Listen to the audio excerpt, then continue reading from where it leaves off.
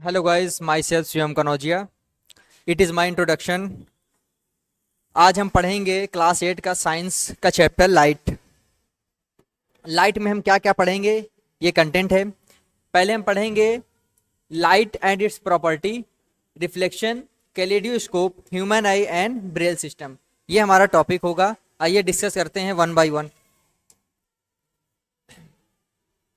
Light क्या होती है? लाइट, हम किसी चीज को देख पाते हैं, यानी ये टेबल, चेयर, माउंटेन, रिवर, ये सारी चीजों को हम देख पाते हैं किसके प्रेजेंस में? लाइट के प्रेजेंस में। और एक चीज हमारी आईज जो होती है, सेंस ऑफ साइट, जो एक सेंस होता है वो क्या करता है? इसको परसीव करता है। यानी वो क्या है? माउंटेन है, रिवर है, और टेबल, चेयर, कुछ भी हो गया। तो कोई भी चीज अगर हम देख पाते हैं तो लाइट की वजह से ही देख पाते हैं। Our eyes alone do not allow us to see light from a source fall an object। जैसे यहाँ पे एक एग्जांपल दिया हुआ है। जैसे मान लीजिए ये एक सोर्स है। सोर्स का मतलब लाइट सोर्स।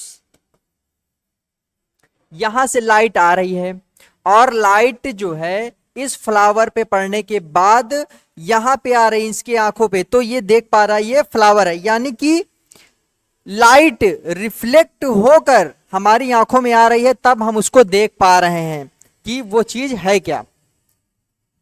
अभी आगे पढ़ेंगे रिफ्लेक्शन क्या है। प्रॉपर्टीज ऑफ लाइट, क्या होती है प्रॉपर्टी? यानी जो लाइट होती है वो हमेशा एक स्ट्रेट लाइन पे चलती है।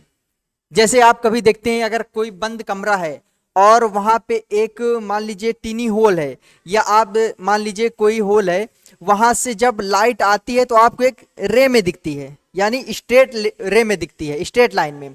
यानी कि लाइन हमेशा स्ट्रेट लाइन में होगी, लाइट हमेशा स्ट्रेट लाइन में होगी, वो टेढ़ी नहीं होगी। Light travels much faster than sound.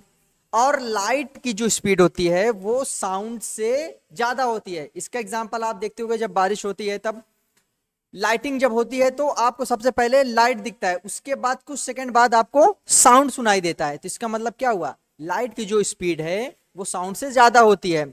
We only see thing because they reflect light. हम किसी भी चीज को देख पाते हैं किस वजह से?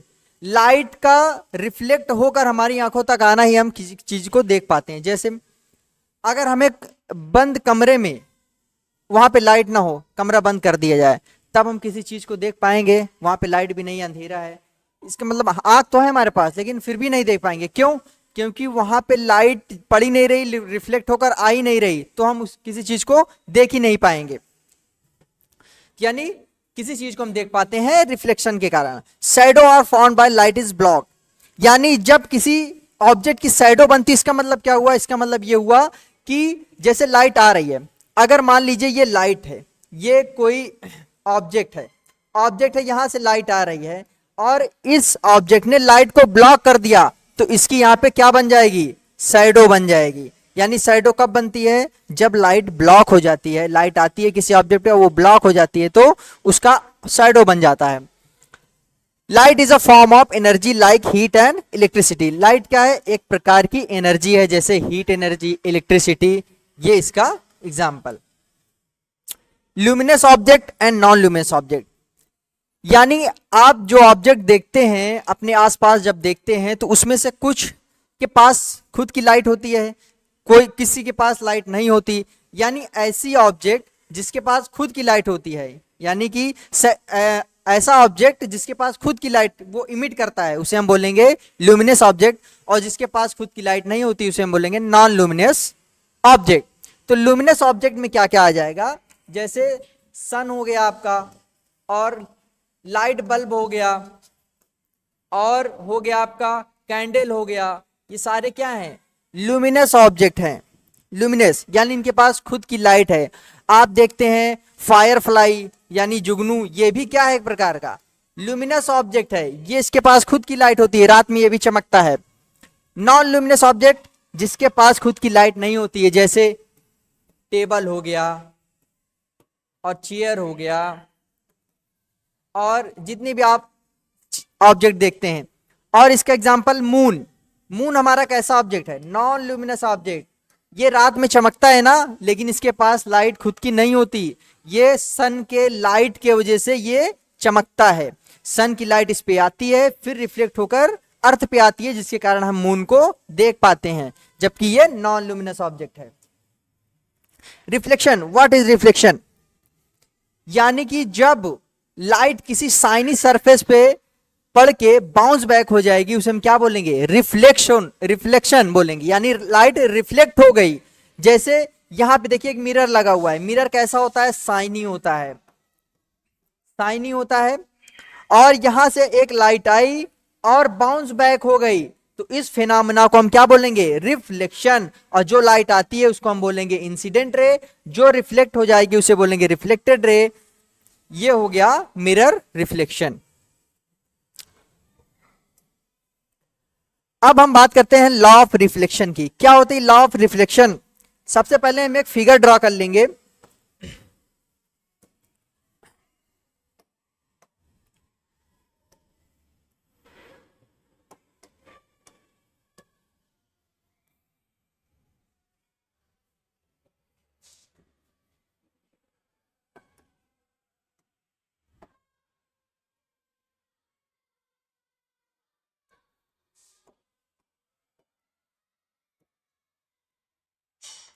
ये इंसिडेंट रे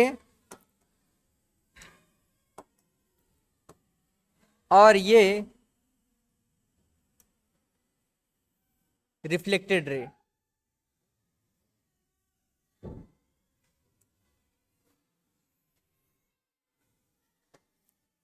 और इसके बीच में हम खींच देंगे एक नॉर्मल।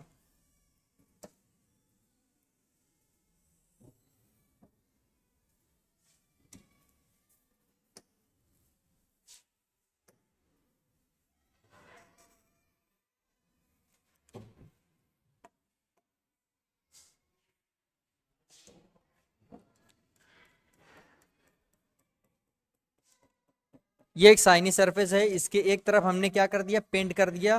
तो इसके ऊपर का जो सरफेस है वो रिफ्लेक्ट हो करेगा।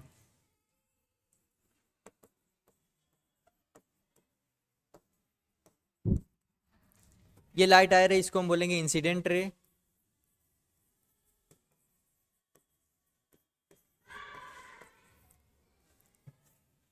जो लाइन बाउंस बैक होकर जाएगी उसे बोलेंगे रिफ्लेक्टेड रे।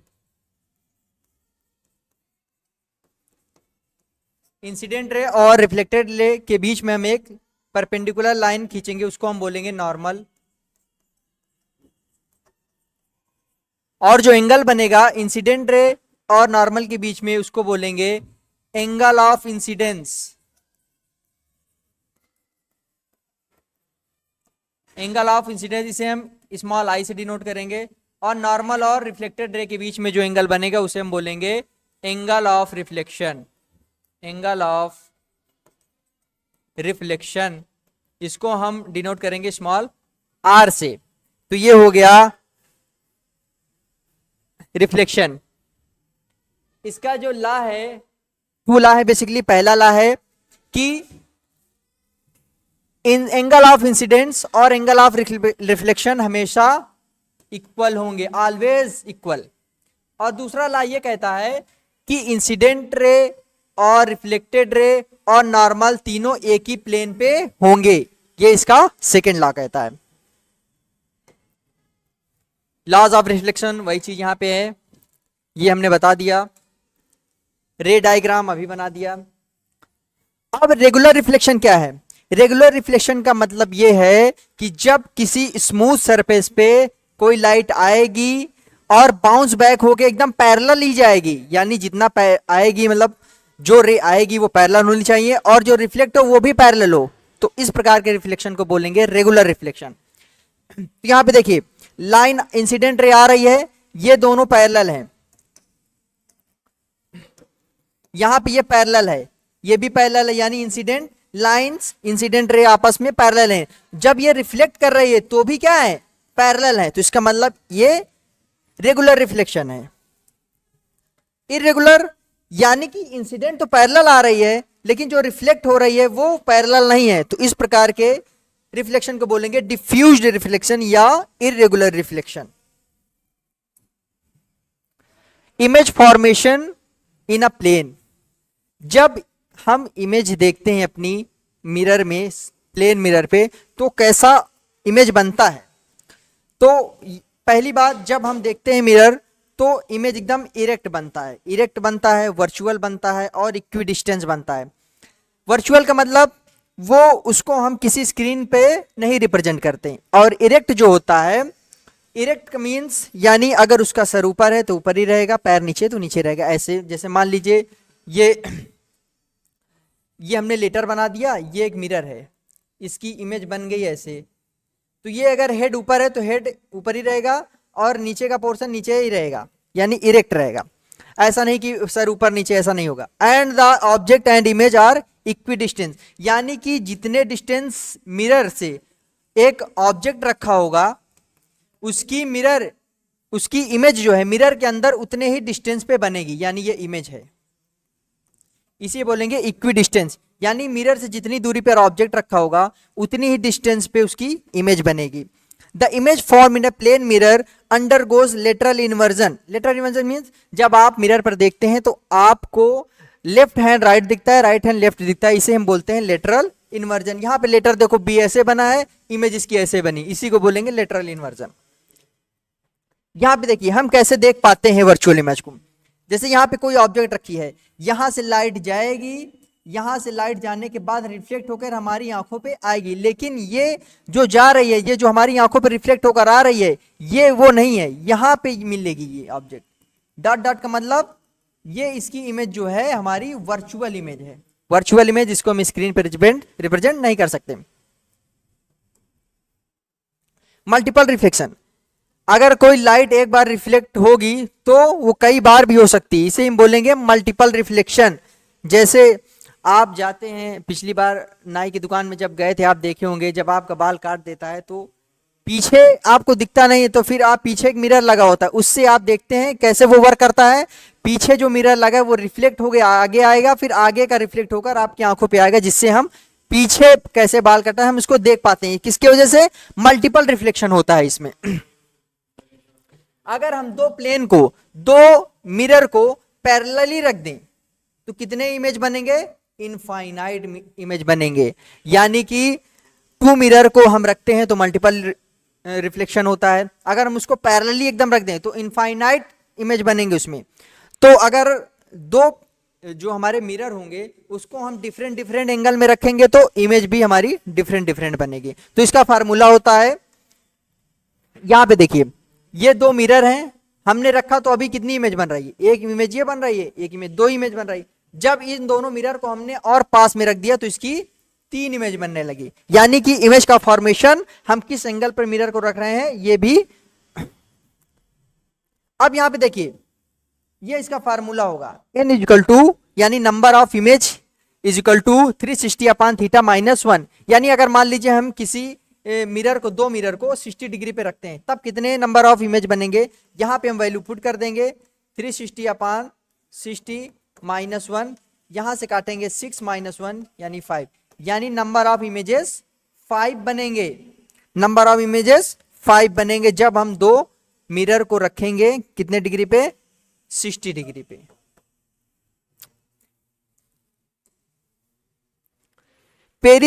पेरिस्कोप भी मल्टीपल रिफ्लेक्शन पे वर्क करता है। देखिए यहां पे कैसे ये वर्क कर रहा है।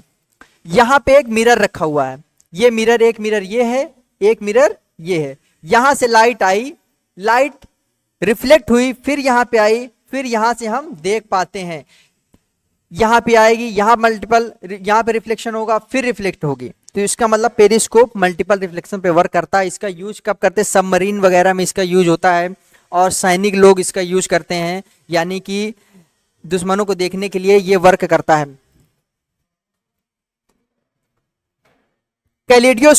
कैलेडियोस्कोप भी मल्टीपल रिफ्लेक्शन पे वर्क करता है। इसको आप बना सकते हैं, मेले वगैरह में ये मिलता है।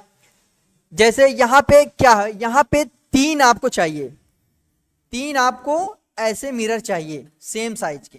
फिर इसको आपको क्या करना है? इसको ऐसे रख लेना है, यानी कि ये ऐसे आपको एक साथ लगा देना। एक मिरर ये हो गया, एक ये हो गया, एक ये हो गया, तो ये क्या बन जाएगा? ये बन जाएगा कैलेडियोस्कोप, एक प्रिज्म की तरह बन जाएगा। फिर इसको क्या करना है? एक कार्डबोर्ड में रख देना है, यानी एक कार्डबोर्ड लेंगे, ये कार्डबोर्ड हमने ले लिया, इसमें इसको रख लेंगे, प्रिज्म जैसे बन जाएगा। फिर यहाँ पे हम एक कार्डबोर्ड और लगा देंगे और यहाँ पे एक टीनी होल कर देंगे, यहाँ से हम देखेंगे। और नीचे भी एक हम कांच का टुकड़ा लगा देंगे, यानी एक ग्लास का प्लेट लगा देंगे और इसके ऊपर कुछ टुकड़े, रंगीन टुकड़े रख देंगे कांच के, यानी जो बैंगल्स के होते हैं। फिर इसके ऊपर एक और कांच का रख देंगे। तो यहां से जब हम देखेंगे, तो लाइट इसमें आएगी तो हमें डिफरेंट डिफरेंट कलर दिखाई देगा। लेकिन इसमें एक खास बात और है कि जो कलर एक बार इसमें दिखाई देता है दोबारा वो नहीं दिखता। इसका यूज फैशन डिजाइनर लोग करते हैं और वॉलपेपर बनाने में इसका यूज किया जाता है, आइडियाज लेने के लिए। ये भी मल्टीपल रिफ्लेक्शन पे वर्क करता है। डिस्पर्सन ऑफ लाइट, सन की लाइट व्हाइट है या 7 कलर की है? हमें तो व्हाइट दिखती है, लेकिन ये 7 कलर से मिलकर बनी हुई है। जब ये व्हाइट लाइट 7 कलर में डिवाइड हो जाती है तो इस फिनोमेना को हम बोलते हैं डिस्पर्सन ऑफ लाइट। जैसे आप देखते हैं जब बारिश होता है तो रेनबो बन जाता है, तो वो डिस्पर्सन ऑफ लाइट के कारण है। आइए समझते हैं कि कैसे वाटर ड्रॉप में हम रेनबो फॉर्मेट हो पाता है। जैसे यहाँ पे एक लाइट है, ये सन है, ये लाइट यहाँ पे जा रही है, ये एक वाटर ड्रॉप है, यहां से लाइट आई और यहां पे मुड़ गई, फिर यहां से रिफ्लेक्ट होने के बाद फिर मुड़ गई। यानी जब लाइट किसी एक मीडियम से दूसरे मीडियम में जाती है तो मुड़ जाती है, इसी को बोलते हैं रिफ्रैक्शन। इसको आगे पढ़ेंगे। यहां पे हमने समझा दिया रिफ्रैक्शन क्या होता है, जब लाइट एक मीडियम से दूसरे मीडियम में जाएगी। यानी अभी ये एयर में थी, अब ये वाटर में जा रही है, यानी ये मीडियम अलग था, ये मीडियम अलग था, तो लाइट बेंड हो गई। इस फिनोमेना को रिफ्रैक्शन बोलेंगे। और जब सेम मीडियम में मुड़ जाती है तो उसे हम बोलते हैं रिफ्लेक्शन। तो यहाँ पे रिफ्लेक्शन हुआ, फिर यहाँ पे रिफ्रैक्शन हुआ, तो लाइट हमें 7 कलर की दिखाई देती है। इस फिनोमेना को हम बोलते हैं डिस्पर्सन ऑफ लाइट। आपने प्रिज्म में देखा होगा कैसे आप एक्सपेरिमेंट कर सकते हैं। प्रिज्म में जब व्हाइट लाइट आती है तो 7 कलर में डिवाइड हो जाती है, यानी विब ग्योर। नीचे से पढ़ेंगे VIBGYOR, violet, indigo, blue, green, yellow, orange और रेड। यानी कि ये जो कलर फॉर्मेशन है, यानी वायलेट सबसे ज्यादा डेविएट हुआ है और रेड बहुत कम डेविएट हुआ है, इसीलिए सिग्नल रेड बनाए जाते हैं क्योंकि वो कम डिविएट करता है और दूर से हम उसको देख सकते हैं।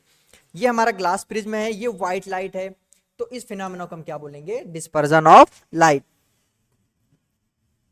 ह्यूमन आई, हमारी आंख देखने में बाहर से ऐसे लगती है, अब देखते हैं ये अंदर से कैसे दिखती है। अंदर से कुछ ऐसे दिखता है। इसमें क्या क्या है, सबसे पहले कॉर्निया। कॉर्निया क्या होता है, ये एक स्फेरिकल होता है, स्फेरिकल स्ट्रक्चर होता है जो आंख को प्रोटेक्ट करता है, यानी कि आंख को ये बचाता है। उसके बाद ये आ गया हमारा आइरिस, ये आइरिस है, आइरिस। ये आइरिस जो होता है, लोगों की आंख ब्राउन भी होती है, ब्लू भी होती है। किस कारण, आइरिस का कलर ब्राउन होता है तो उसकी आंख ब्राउन रहेगी, ब्लू रहेगी तो आइरिस का कलर ब्लू रहेगा तो उसकी आंख ब्लू दिखती है आइरिस की वजह से। पिपुल क्या होता है, पिपुल यहाँ पे एक छोटा सा होल होता है ब्लैक कलर का, इसे हम बोलते हैं पिपुल। ये क्या करता है, ये जो हमारी लाइट है, कितनी लाइट अंदर आंखों में जाएगी वो उसको कंट्रोल करता है। जैसे कभी अंधेरा हो गया तो हमारी पिपुल जो है बढ़ जाती है, और जब लाइट बहुत तेज हो जाती है तो वो छोटा हो जाता है। ये हमारी सिलियरी बॉडी है, सिलियरी बॉडी के ऊपर ही क्या रहता है, लेंस हमारा होता है।